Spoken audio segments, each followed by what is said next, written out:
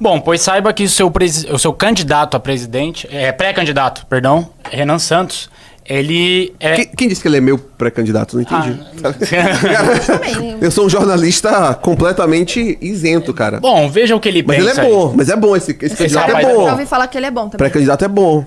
Veja o que ele pensa aí. Renan Santos defende a criação de uma reserva estratégica de Bitcoin no Brasil. Diz querer tornar o país amigável a investimentos na área de cripto e tecnologia e afirma que a medida seria um aceno ao capital humano de alta qualidade ao redor do mundo. Isso está escrito no livro, não tá? Um tal de... Fascículo 5. Livro amarelo? Fascículo Conhece? 5. Você conhece, Orlando? Conheço. Li. Conhece? Li. Tive que ler, porque temos que procurar, né, as melhores Aqueles ideias. tive que ler porque eu escrevi. Não, incrivelmente, na parte que eu escrevi, tá lá sobre a reserva de Bitcoin. Sim. Então. Porque o que acontece? No fascículo 5, eu coloco ali um debate que ocorre internamente dentro do MBL, que seria entre mais reformistas e outros que são mais aceleracionistas, né? E eu me colocando a favor do aceleracionismo. Nesse sentido, quem tiver o fascículo 5 vai saber isso. E aí eu fui e coloquei sobre o que eu chamei de terapia de choque, fazendo uma alusão ao livro da, salvo engano, Isabel Weber, o nome dela, que é uma autora que falou sobre a economia chinesa. E tem lá exatamente sobre essa reserva estratégica de Bitcoin no Brasil. Porque, perceba bem, não é... Eu tenho que parar com esse perceba bem, inferno. Não, me corrija se eu estiver errada, Orlando. Mas ele não fala somente da reserva em bitcoins. Ele fala de uma reserva diversificada em vários... Criptomoedas, na verdade. Não é Bitcoin, seriam criptomoedas. Isso. Legal. Então, mas obviamente falamos Bitcoin por ser a principal criptomoeda, né? Mas a ideia é você ter uma reserva estratégica em criptomoedas, até para você conseguir se proteger contra congelamento de ativos. Um país precisa ter formas de fugir das sanções internacionais, né? Para não acontecer conosco o que aconteceu, por exemplo, com a Rússia após o início da guerra. Tinha ativos na União Europeia e nos Estados Unidos e teve esses ativos congelados. Então, para que não tenhamos ativos congelados, podemos ter criptomoedas. Legal. E ele falou muito bem, cara, que a ideia de você trazer capital humano, você captar essas pessoas. Porque, em última instância, o Brasil tem uma capacidade enorme de poder pegar pegar um capital humano do primeiro mundo, enfim, do centro do capitalismo global e trazer para cá, né? Mas para isso a gente precisa mudar também todo o software brasileiro. Sim, perfeito, maravilhoso. É isso. Então você concorda com o pré-candidato à presidência do Partido Missão, Renan Santos? Não, concordo plenamente. Esse candidato é muito bom, cara. É um grande candidato. É um grande candidato. É isso.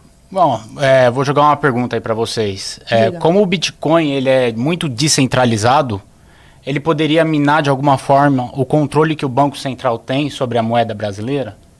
Sim, sem dúvida nenhuma. Olha só, a gente aqui vai ser uma discussão um tanto quanto anterior. E se você quiser responder primeiro, pode responder, porque eu tô falando muito. Pode falar, tá? porque essa área você me entende melhor que eu. Eu já peço desculpa se eu estiver falando muito. Interrupting. Me interrupting, exatamente. Mas o ponto é o seguinte: temos que pensar de um modo anterior quais são os papéis do Estado moderno hoje, o que sobrou de papel, né, do Estado moderno. Bom, sobrou emissão de moeda, que é basicamente isso, emissão de moeda, ou seja, contração de dívida, né, capacidade de você contrair dívida, e o segundo é de segurança. São esses dois grandes pontos que fazem ainda o Estado moderno ter alguma funcionalidade. Você retirou isso, você consegue enfraquecer um dos últimos pilares do Estado moderno, né? Mas em boa parte, os estados estão conseguindo, e aí é que está uma das questões, como o Bitcoin, como a maioria das criptomoedas, mas vou colocar Bitcoin por ser a principal delas, como elas são, de algum modo, tem certa neutralidade, né? Os estados estão se aproveitando dessa neutralidade para atuar em favor de proteger seus próprios ativos. Ainda mais em um momento que se aproxima de grandes guerras entre nações. Estamos perto de um momento de guerras regulares, né? Então, para que todos os estados possam proteger seus ativos, eles estão recorrendo a reservas em Bitcoin. Essa reserva estratégica serve, inclusive, para que você consiga se colocar em uma posição de não ficar dependente do dólar, por exemplo, né? Que hoje fazemos muito negócio em dólar, e para que você consiga sair disso, cada vez mais estados estão recorrendo. Uma coisa importante, imaginem que haja uma guerra, uma grande guerra, entre China e Estados Unidos, né? Como que o Brasil estaria nessa situação? Eu acho que uma grande guerra, não acho provável, é bom deixar claro, mas se ocorresse uma grande guerra dessa, muitas moedas iriam simplesmente colapsar nesse processo. E o real seria uma delas? Não sei se o real seria uma delas, porque o Brasil tem... O Brasil tem condições anteriores para conseguir manter, porque nós temos certas riquezas estratégicas, né, que poderiam entrar nessa balança, mas não temos condições de processamento. Então, esse é um problema grande. Sim. Outro problema grande é que, quando a gente pensa... O que seria a emissão de moedas, ou melhor, o que seria que faz os países hoje conseguirem se manter solventes? É a capacidade de contração de dívida. Bom, o Brasil não parece ter grande capacidade mais de contração de dívida, o que é um problema. Mas isso aí eu acho que vamos deixar isso para depois. A minha grande questão em uma grande guerra dessa, se o Brasil quisesse continuar fazendo negociações com China, por exemplo, não seria em sua moeda nem na moeda chinesa, em uma grande guerra. Como seria isso? Através de Bitcoin. Como seria o negócio com os Estados Unidos? Aí eles iam querer fazer em dólar. Sim. Para que consigamos burlar isso... Por isso que é importante a gente ter uma reserva plural de moedas para conseguir um possível cenário futuro. Exatamente isso. Exatamente isso. Então, acho que essa é uma das melhores propostas que o Renan tem. Uma das melhores. Cara, é porque, na verdade, o Renan Santos tem uma sequência, velho, de boas propostas. O Renan esse Renan Santos é muito bom, velho. Assim, alguém sabe o partido desse rapaz? Eu acho que é aquele da onça, sabe? Da onça. Ah, eu lembro alguma coisa, missão. Isso, missão. Que tem uma amarela. Sim, porra, bom pra caramba, velho. Esse mesmo. Assim, e bonito o cenário que ele tá ali, né, agora. Realmente mesmo. Não, excelente. Grande Renan Santos. Grande homem. O homem Sim. é bom, tá? O homem é bom. Começar isso aí. Portugueses e brasileiros protestam contra Lula em Lisboa. Será que a Luana Piovani tá aí no meio? O partido tá aí a Chega favor, convocou a manifestação contra o presidente perto do Palácio de Belém. Oi? Olá, tudo bem? Em Portugal, o PT em Portugal organizou ato de apoio. Desce um pouquinho, por favor. Com a chegada do presidente Luiz Inácio Lula da Silva a Portugal, nessa terça-feira, dia 21 de abril, grupos de portugueses e brasileiros se reuniram nas proximidades do Palácio de Belém, em Lisboa, para protestar contra a presença do petista no país. O partido português Chega convocou a concentração pública. A manifestação foi organizada sobre o tema de combate à corrupção. O ato reuniu cidadãos portugueses e brasileiros nas imediações do Palácio de Belém.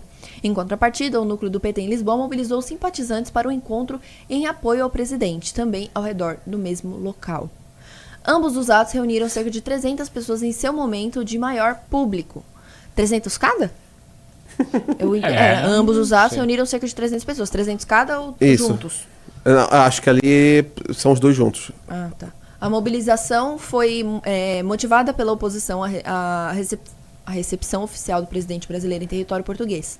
A concentração teve início a 12h30 no horário local de Lisboa. O horário coincidiu com a agenda oficial do presidente brasileiro na capital portuguesa. Nossa, é estranho porque parece um texto escrito em tópicos, só que em parágrafos. Você percebeu? Tipo, ele tá umas frases meio desconectadas umas das outras. Meio IA. O ato também contou com a participação do líder do Chega, André Ventura. Aí, ó, ponto. Ele chegou ao segundo turno nas eleições presidenciais de Portugal em 8 de fevereiro, perdendo para o presidente Antônio José Seguro. Os manifestantes exibiram cartazes com críticas ao presidente brasileiro. Ponto. Entre os materiais levados pelos participantes havia faixas com a frase "Lula ladrão, seu lugar é na prisão" e imagens do petista vestindo o uniforme de presidiário. Assista a vídeos da manifestação. paralelamente ao protesto organizado pelo Chega, o núcleo local do PT. Você já falou isso, cara? Isso aí acho que já tá bom, acho que não precisa mais... Ele falou, é a segunda vez que ele fala isso, mas enfim. Teve uma outra vez que o Lula foi a Portugal. Foi logo, eu tava nos meus primeiros anos morando lá. Faz quanto tempo que você tá lá, Bruno? Tô lá desde 2021. Creio que tenha sido logo no ano seguinte, ou foi em 2023, não vou lembrar. E eu fui pra manifestação. Eu fiz uma cobertura para o antigo Expresso MBL. Não tinha um Expresso? Era de manhã, né? Era de manhã. Como a manifestação era mais ou menos meio-dia e pouca, quando começou a manifestação lá, estava começando o programa aqui, e aí eu entrei ao vivo para o Expresso MBL, fazendo cobertura disso. E ali eu já conheci algumas pessoas do Chega, e cumprimentei no dia. E foi bastante grande naquele dia, né? Bastante grande. E novamente voltaram a fazer. O André Ventura, ele faz muito dessa oposição contra o PT. Ele se aproveita muito disso para fazer essa oposição ao PT. Infelizmente, ele faz isso se aproximando do bolsonarismo.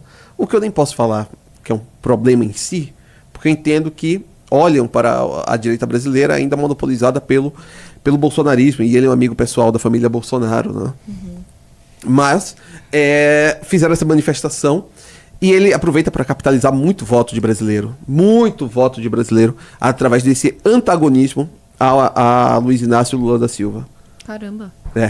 Isso ajuda bastante. Sim, eu lembro do movimento recente que o Eduardo fez lá em Portugal, falando dos 5 milhões de pessoas que moram fora do Brasil hoje e que poderiam votar, e ele faz todo aquele vídeo falando, olha, a diferença de votos entre o Lula e o Bolsonaro em 2022 foi de 1 milhão e não sei quantos mil, e vocês, brasileiros, são cerca de 5 milhões que votam fora do Brasil, poderiam ir até o consulado para votar pelo Bolsonaro, né, no caso. Sim. Mas... é interessante que eles usem essa arma, né? Bom, e pessoalmente, acho que todo mundo sabe, eu tenho certa simpatia pelo Chega, né? Eu tenho certa simpatia pelo Chega, tenho bons amigos ali, grande interlocução com o partido. Quando o Renan foi a Portugal, diversos agentes políticos do Chega quiseram encontrá-lo e fizemos reuniões com pessoas do Chega. Entretanto, acho o Chega tem um problema muito sério, que é o fato deles sempre tentarem rebaixar eles tentam sempre rebaixar, sabe, a política a um nível que me lembra muito a política brasileira. Isso é um problema. Porque a política portuguesa, ela ainda tem uma certa literacia, você tem uma certa capacidade de diálogo superior, você tem uma disputa de teses que ainda ocorre ali. Você diz rebaixar intelectualmente o nível. Rebaixar intelectualmente, isso, exatamente. Sim. Eu acho que o debate proposto pelo Chega é um debate rebaixado. Dito isso, é o único partido que hoje faz mobilizações em Portugal. Grandes mobilizações também um partidárias. Mais jovem lá? Não. Então, Formado cara, por pessoas mais jovens, pessoas jovens? tem uma grande juventude, mas eles não estão mais se estabelecendo entre os jovens. Começaram a se estabelecer entre os jovens, só que algumas questões pesam muito. Por exemplo, uma das questões que pesam decisivamente é a posição a favor de Israel do Chega. Sim. Como o Chega é um partido muito filosemita, isso fez com que a juventude masculina de direita em Portugal criasse um certo distanciamento em relação ao partido, né? Chegando muito agora em mulheres, por exemplo.